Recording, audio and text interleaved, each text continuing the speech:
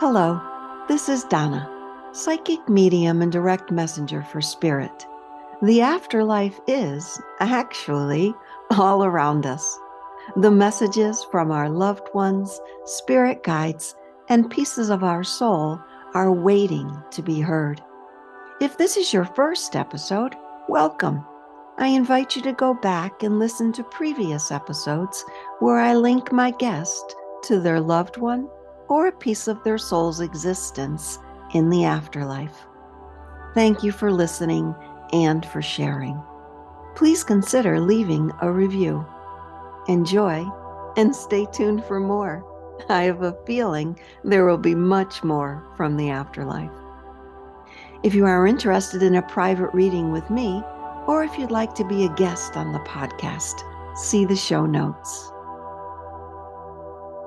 Hello, everybody. It's Donna here with a good friend of mine, Matt. Matt, say hello. Hello. Thank you so much for having me. This is going to be a little different. This is one of those bonus episodes of let's get to know Donna a little bit more. A lot of the stories I'm going to share in these next few episodes are going to be things that I've never shared before publicly. Some have, some I have not. And to be honest, it brought up a little anxiety in me this morning. Is this something it's time for? Is this something people are interested in? And then I'm just letting spirit take the reins, as I do with all of my readings or podcast interviews. And I'm going to let Matt take the lead. Matt, welcome again. Thank you. In the radio world, we call it mic 1. So I'm handing you mic 2 right now, Donna. I don't know. How does it feel? It feels okay. Yeah. It's interesting. You know, I've done other people's podcasts before, but this one feels more personal to me because it's my podcast now. Yeah, absolutely. We're in the studio and we literally just switched seats. So now you're facing the way that you're not used to facing. Exactly. Yeah. It's interesting to hear you say that you were feeling some anxiety, because as soon as you said that, I started to think that's probably a really good sign that this is something you should be doing. And because anxiety doesn't necessarily have to be negative, it can be filled with excitement. I'll start by saying thank you so much for inviting me, for giving me this opportunity. It's really cool. I'm a fan of the show, but I'm a big fan of yours as well. So thanks for the chance to be here.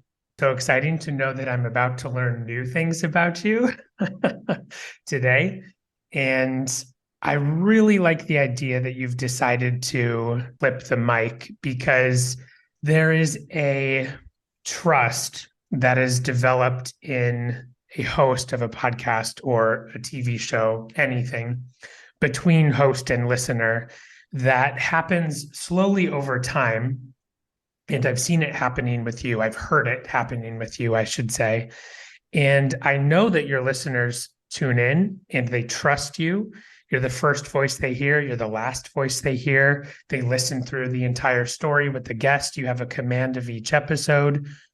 This is an opportunity for that trust, that relationship to grow and to be strengthened. And I think, for lack of a better word, it's just really cool that you're taking the opportunity to explain a little bit more about who you are, how you got to where you are, because this is a very interesting journey from start to finish, the human experience, but yours in particular, I find very interesting, and I'm extremely curious to see where we go.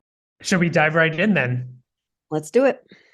Okay, so we're focusing on past life work. I'm going to be the first to say it, though.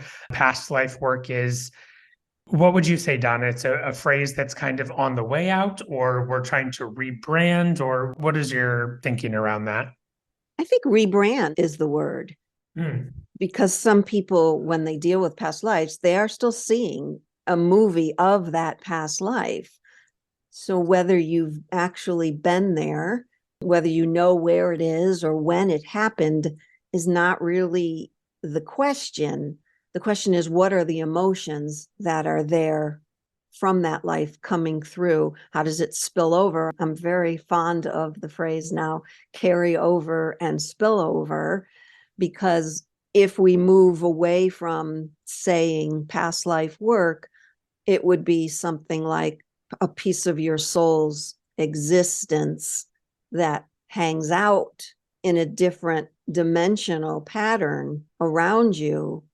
It's almost like I see right now of that piece of my soul putting their hand up in the air and waving, saying, here I am, here I am. I have something to share with you. Yeah. And also inspire you.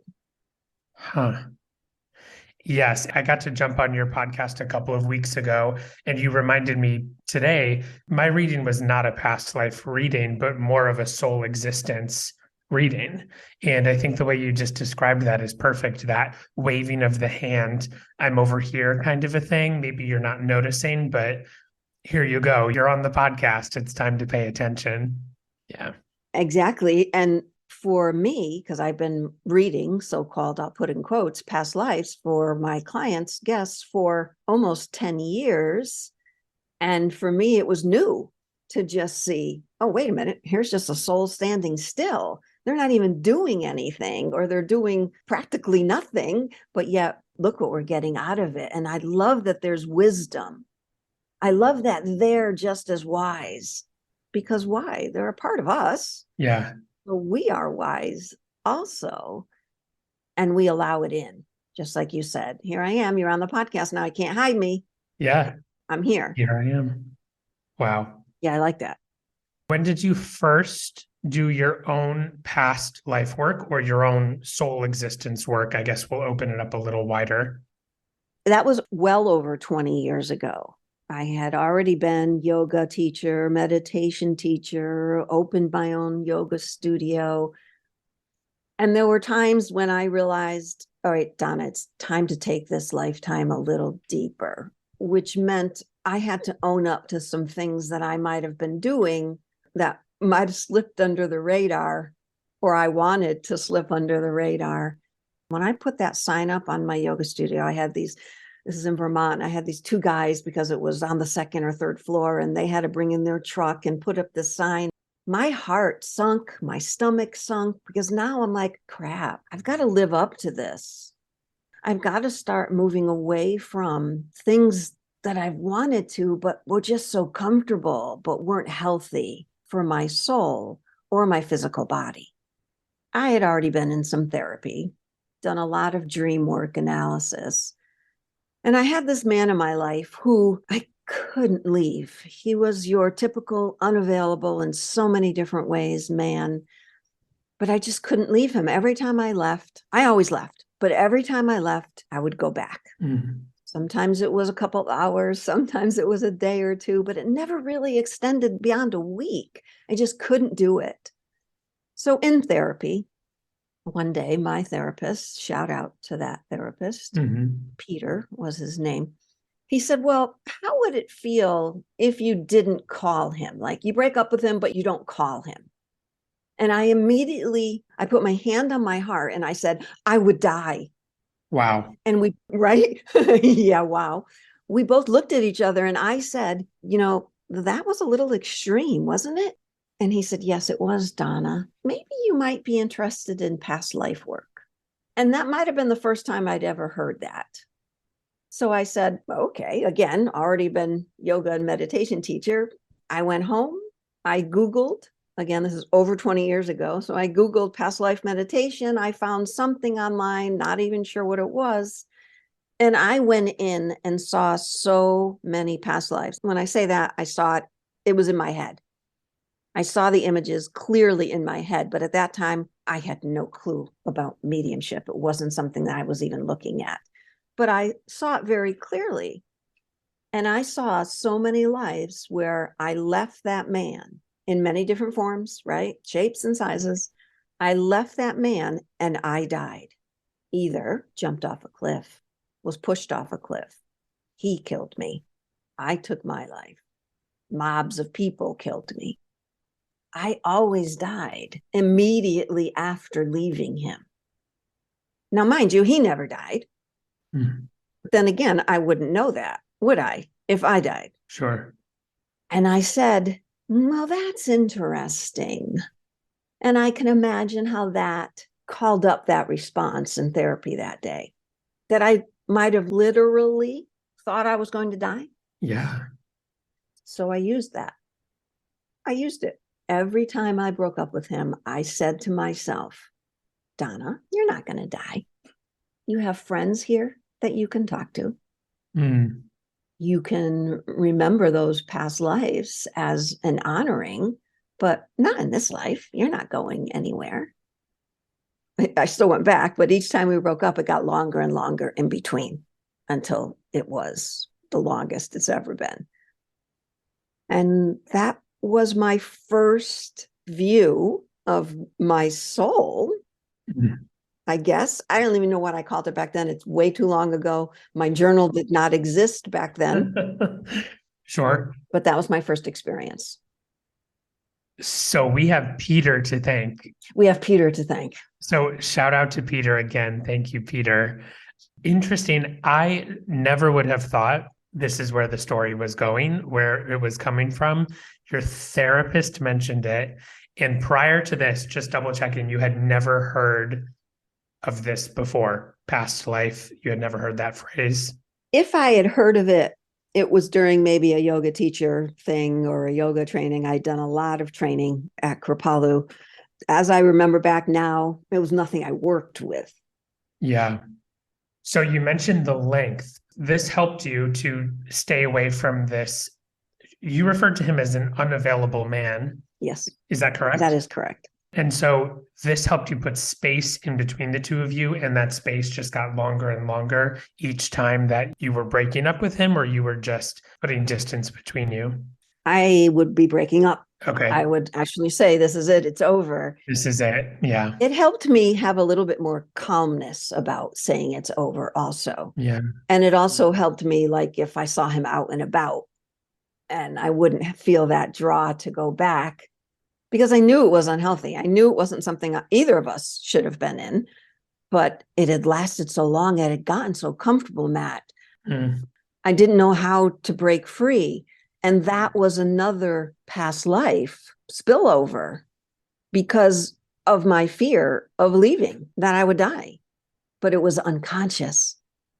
I understand that, how unconscious it was now. And I see that with a lot of my clients too. The only word that's on the tip of my tongue is just wow again. Just fascinating. What happened in the end when things were finally finished? What happened?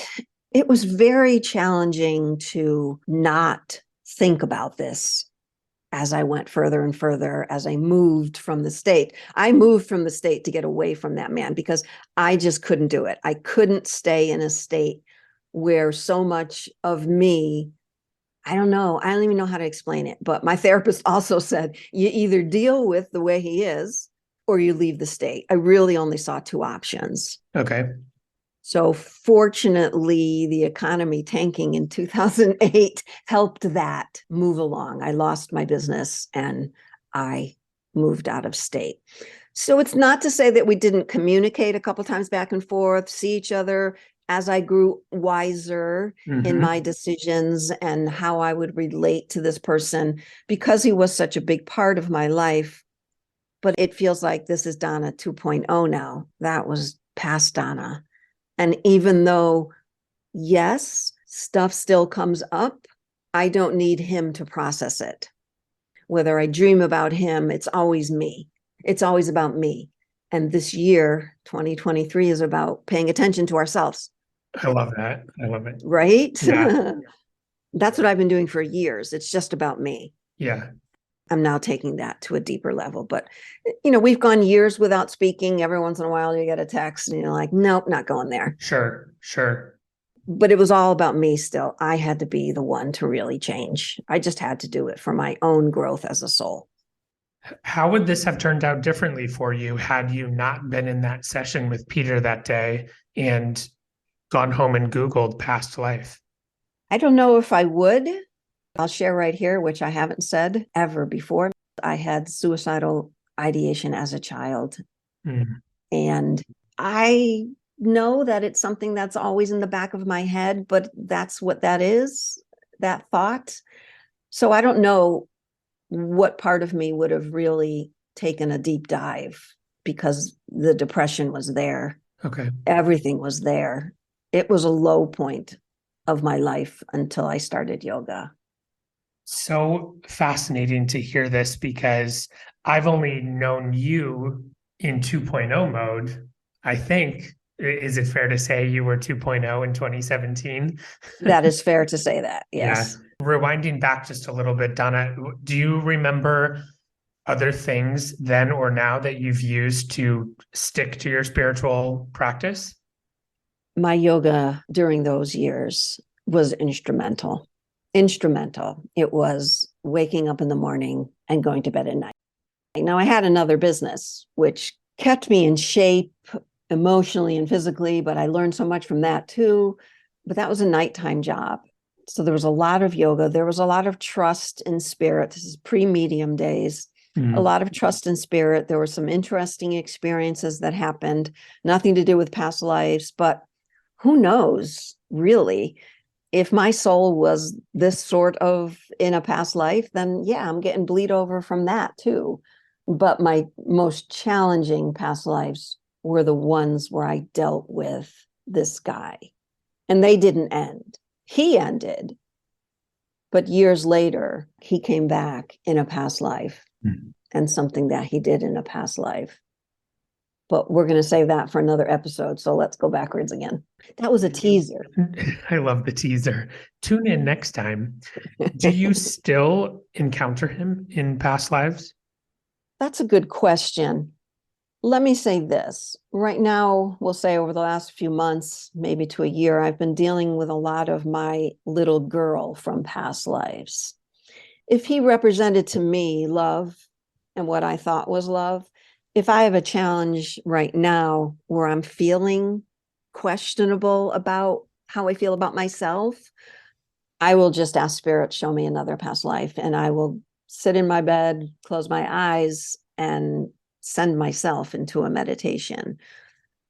Whether it includes him or not, there's so many different ones that I've gone through. But it is now a constant practice in my life. If I am challenged by something, I will go right into a past life and figure that out, or a soul existence to figure that out. You mentioned pre-medium days. So you had your yoga pre-medium days. Can you talk a little bit more about that? What was that time in your life like? There were many interesting moments. A lot of those I've already shared, where I've had connection with spirit.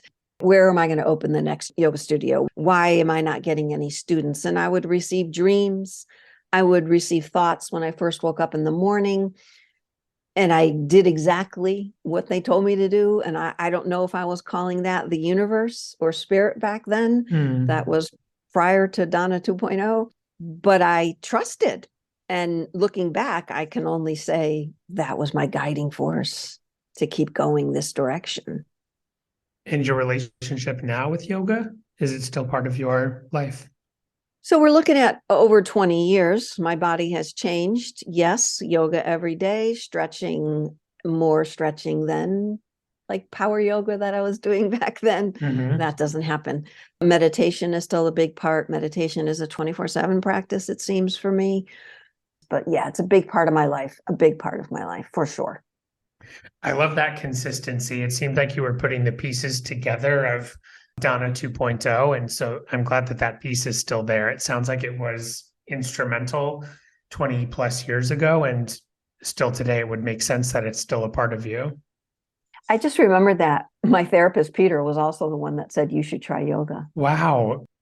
This has been a 30-year journey. Is that safe to say? 30 years? You'd have to go way back to childhood at this point. Okay. Yeah. With your listeners in mind, what would you say? Because you just said it's been a process, it's been a good chunk of a lifetime. What do you have to say in terms of the amount of time that getting to where you are now? Every timeline is going to be different. So I'm asking, What would you say to a listener who might be thinking, okay, well, I'm interested in becoming Janet 2.0, but I'm only 25 years old? I truly know that it doesn't have to take the time it took for me. I know that because when I was growing up, we didn't have the internet. Mm-hmm. When I was in my teens, we didn't have the internet. When I was in my 20s and 30s, it was just starting.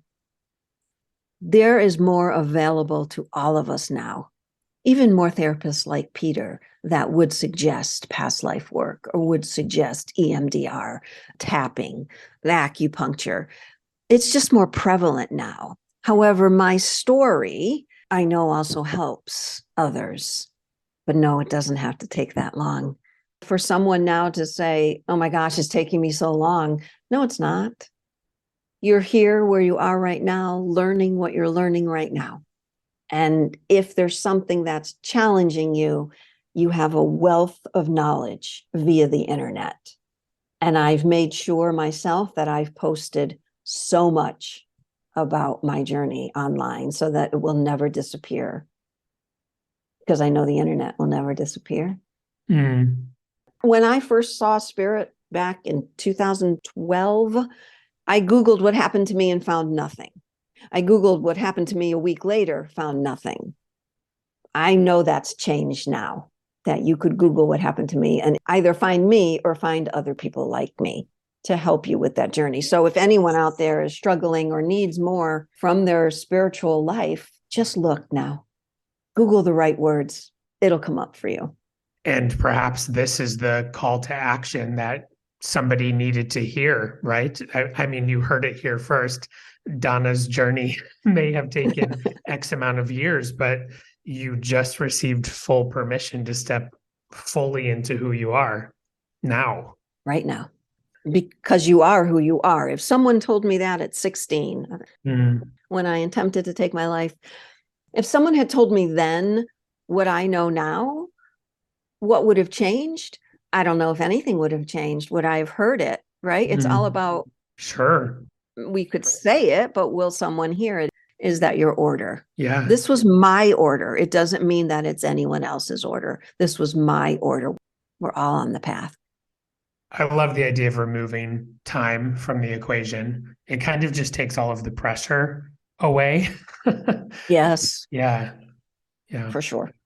Maybe we can switch gears just a little bit because I do want to talk to you, if you're willing, about Jerry Hicks for a little bit. Is that okay? That is absolutely okay. Okay. I'm wondering where Jerry Hicks comes in to the story in terms of the timeline. When did Jerry Hicks appear to you and what did that look like? When I left the state of Vermont in 2009, I moved to Virginia to live with my cousin and his wife, their beautiful German Shepherd, and my cat. Everybody got along, and it was the perfect situation. And she knew someone there after the first year. We all went to this medium. So I started getting spirit guides from this medium. Okay. And I was excited. Spirit guides like Anne Frank, Co-Chief, Blue Cloud. And it was the spiritualist church, sort of that vein. So I was excited, right? Okay, I got spirit guides, but still not a medium. I got spirit guides that I can talk to now during my yoga practice. Cool. And I was looking for a job. I was sitting in my bedroom watching an Abraham Hicks video. So if you guys out there know who Jerry Hicks was, great. If you don't, Google Abraham Hicks. Mm-hmm. And my mother and my brother were continuously talking about Abraham Hicks. You got to watch Abraham Hicks. You got to. And I kept saying, guys, I got to find a job is what I got to do. I got to figure out my life is what I got to do. My daughter's off on her own now and I'm alone again. I'm sitting there watching this video. And as a matter of fact, I went to look in my journal that I written right after this happened. Now there's a journal. Okay. The journal started the day Jerry came into my life. Wow. That was the day it started. Another piece to the puzzle slides right in there. Yeah. Yep. And I was on my Facebook page. I follow a group called the Awakening Code 1111. I don't even know if they still exist. And they had a clip of Abraham Hicks. So I clicked on that. It wasn't me just saying, let me go look. It was that. I just realized that because I've told the story a couple of times. And I'm watching the clip of Esther channeling Abraham, if you're familiar with that. Mm. And a person appeared sitting next to me. A man appeared sitting next to me. Older man, glasses, suit and tie, very attractive. And guess what, Matt? Unavailable. Just my type, right? That's my type. And I looked at him, and it's just as if a human being were next to me. I knew it wasn't because he didn't walk in the door. He just appeared.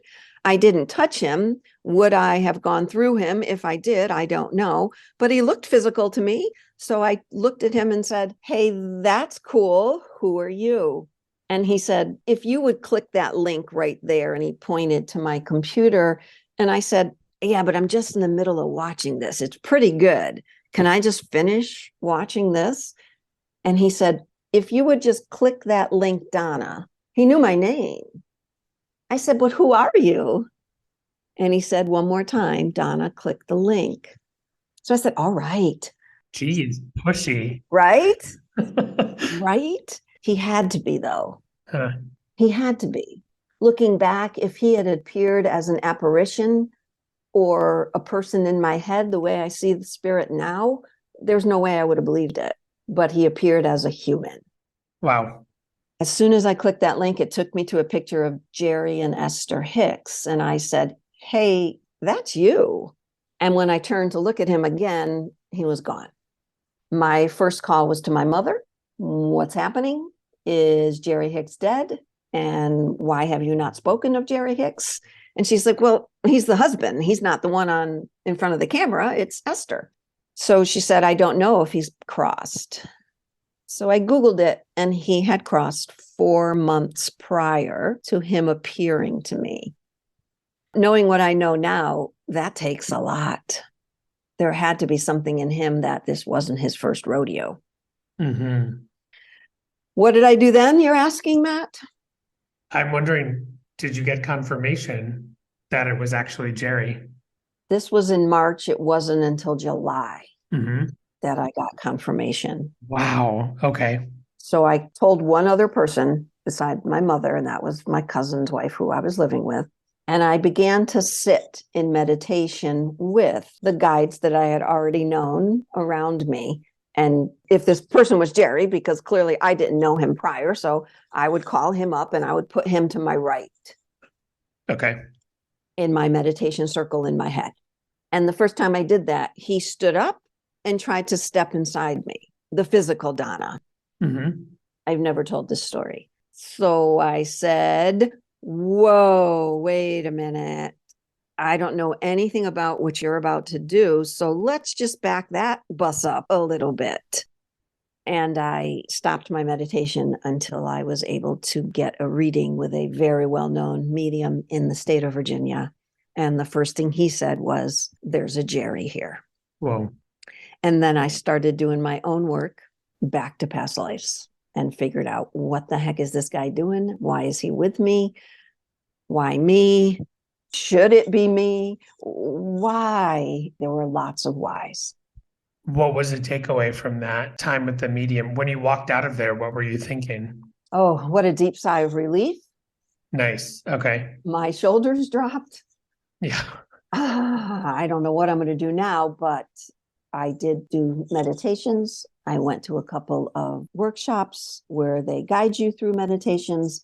And once again, I saw many lives with Jerry, except this one where we chose differently this lifetime.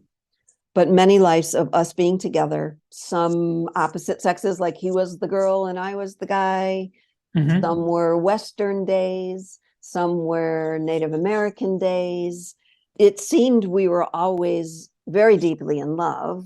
However, there was always someone pulling us apart. And this one meditation, we were on a ship. Maybe it was a boat.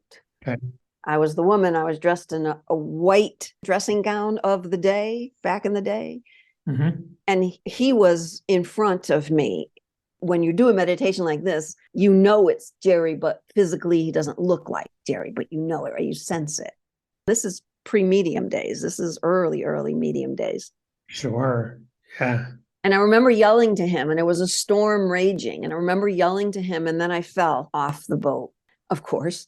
And I'm Kate Winslet in Titanic holding on to this piece of wood in the ocean, yelling his name, whatever it was in that lifetime, yelling for him. And the meditation stopped. The image stopped right there. For a year, maybe months later, I assumed I had died and he lived. But what's interesting about past life meditation is sometimes spirit will put the movie of your past life on hold. And you think it's over. But then after you go through some other stuff, you're figuring out some challenges that this past life brought up, all of a sudden that past life is right back in your head. And I'm like, oh crap, I guess I got to go back. And what I realized was I didn't know if I died or he died or we both died. It didn't matter. But what mattered was it was another lifetime torn apart.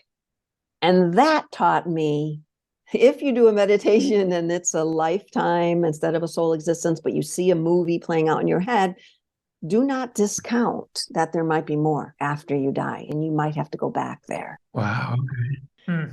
But do you also think that this could lead us down another road here, that a lot of the past life work or soul existence work that I do, some die. That's what we go to, the version of their death.